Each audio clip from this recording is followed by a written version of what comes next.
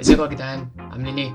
كله في السنتراكس. الواحد بقاله فترة مبسوط الحمد لله، وحاسس كده ان نفسه مفتوحة على الفيديوهات وعنده غزارة انتاجية. اخر فيديوهين اكتشفت ان انا واكل معاكوا قوي، فانا خلاص قرار ان انا مكمل، وبحاول على قد ما اقدر ان انا انزل فيديوهات، عشان عارف انكم ما هتقدروش تعيشوا من غيري وما تقدروش تستغنوا عني. فانا بحبكم وحاسس ان مودي بقى حلو، وشكرا على 1000 سبسكرايبر. انا كنت فاكر ان انا اوصل للرقم ده الصراحة في فترة كبيرة. انا كنت جاي اتكلم النهارده عن الاكوان الموازيه، ولو ما تعرفش الاكوان الموازيه، فالاكوان الموازيه دي بتقول ان احنا في مننا نسخ في عوالم تانية، ممكن تكون عايشه نفس حياتنا، ممكن تكون عايشه حياه مختلفه. يعني انت يا اسطى ممكن تكون غني يا فقير، وممكن ما تكونش عايش في مصر اصلا. انت بجد ممكن تكون مش عايش في مصر يا اسطى. اتمنى ان انت تحاول تدور على نسختك دي وتلاقيها، وممكن تكون نسختك التانية دي بنت. وانا قعدت ادور في الموضوع الحقيقه، طلع ان في مننا نسخ بنات. ادس عبد الله في منه نسخه بنت، الجزاوي في منه نسخه بنت، الشاطر في منه نسخه بنت، مازن عمرو في منه نسخه بنت، حتى انا في مني نسخه بنت. هموت واعطر فيها الصراحه. والصراحه مازن عمرو نسخته شبهه جدا، ده بجد قال عليها فعلا يخلق من الشبه 40. وعلى موضوع الاشباه دوت، انا جاي النهارده اتكلم عن الاشباه، واول حاجه عايز اتكلم عليها الصراحه هي اشباه محمد رمضان. في موجه كده طلعت من فتره، وهي اشباه محمد رمضان. تفتح الفيسبوك تلاقيهم، تفتح التيك توك تلاقيهم، ولو فاكر ان انت هتروح تتفرج على التلفزيون وتهرب هتلاقيهم برضو. السيد دعي للكلام. She wouldn't. It's my birthday. اعلي الكلام يا سيد، روح يا سيد.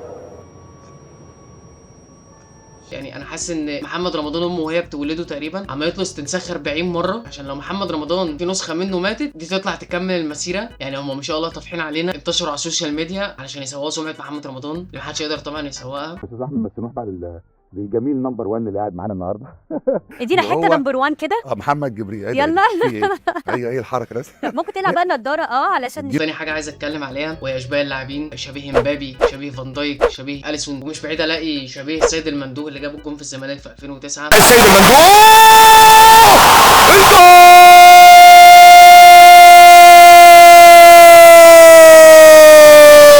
الناس دي كل شغلتها ان هي تطلع تصور في ملعب منتن مقيح تحت الدائري عندهم، ويجيبوا واحد مصور تقريبا اللي بيصور ده هم ماسكين عليه فيديوهات ان هو يجي يستحمل القرف اللي هم بيعملوه ده، بيصوروا سكتشات وبيصوروا فيديوهات. فانا بس كنت عايز اقول لريال مدريد انتوا ليه مغلينا على نفسكم؟ مبابي تقريبا، استنوا كده اشوف قيمه مبابي التسويقيه كام دلوقتي، 180 مليون يورو. انا مش عارف الصراحه ريال مدريد ليه مغليه على نفسها، لما ممكن تجيب مبابي اللي من الحلميه وهتديله 2300 جنيه ووجبه وعلبتين سجاير كليوباترا، وبص حرفيا هياكل النجيله. ليه اروح ادفع 180 مليون يورو في مبابي لما انا عندي مبابي انا كمان واديله 2300 جنيه بس؟ انا مش عارف الصراحه ريال مدريد مغليانا على نفسهم قوي. هيعمل معاكم احلى شغل. انا عايز بس اقول حاجه لاوروبا، ان احنا عندنا في مصر كل حاجه هنا حرفيا، يعني كل حاجه هتخلوها علينا هنعمل زيها، لان احنا كل حاجه عندكم احنا عندنا منها هنا تقليد. عندنا كل حاجه عندكم، وكل حاجه هتخلوها هنعملها عندنا. Estaba recontento porque había llegado el 18 tiki tiki ti. Cuando iba saliendo de mi casa ya me estaban esperando estos pacos culiaos hijos de la... ثالث حاجه عايز اتكلم عنها وهي اشباه الممثلين، واولهم شبيه تامر حسني اللي تحسه حصل له زي محمد رمضان، بس ام تامر حسني كانت بخيله شويه، عملت منه نسخه واحده بس، وتحس ان هو تحسه حتى حاطط على وشه الفلتر اللي هو بيشد الوش ده. في اشباه كتير ممثلين زي احمد السقا وكريم عبد العزيز وعمرو دياب، دول ممكن تستخدموهم بدل المقاطعه، ومش بعيد ممكن يكونوا هم دولت اصلا اللي راحوا عملوا اعلان بيبسي عشان يسووا سمعه الفنانين الاصليين. الله اعلم، كل حاجه وارده. وغير طبعا اشباه واحد احنا كلنا عارفينه، بس انا مش هقدر اقول اسمه علشان ايه ما وحشكوش وما تجيبليش عيش وحلاوه وما راش تتكلموش. بعدين انا اكتشفت حاجه، ان انا كل لما بكبر ببقى شبه حد. يعني وانا صغير كنت شبه رونالدينيو، كبرت شويه بقيت شبه عفروتو، لما وصلت للمرحله اللي انا فيها دي وبقيت شبه مانز موراليس.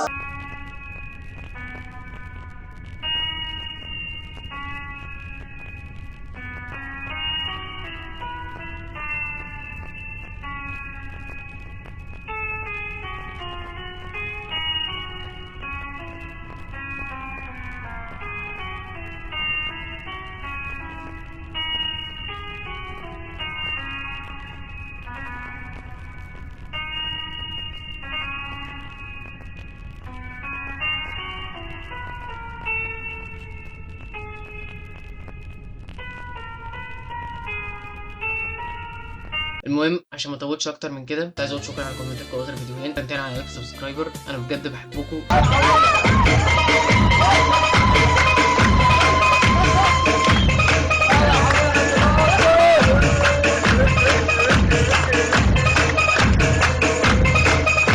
فانا قاعد لكم هفضل حياتي اكل واشرب وانزل فيديوهات. عايز اقول ان انا برسبن في اي حته، يعني ممكن تبقى ماشي على جبل تلاقيني، ممكن تبقى ماشي على الهرم تلاقيني، ممكن تبقى ماشي في عزبه النخل تلاقيني. انا برسبن في كل حته في القاهره عامه، فلو شفتني تعالى سلم عليا. يعني انا عندي رهاب اجتماعي اصلا فايه، فهتكسف. واشوفكم فيديوهات تانية.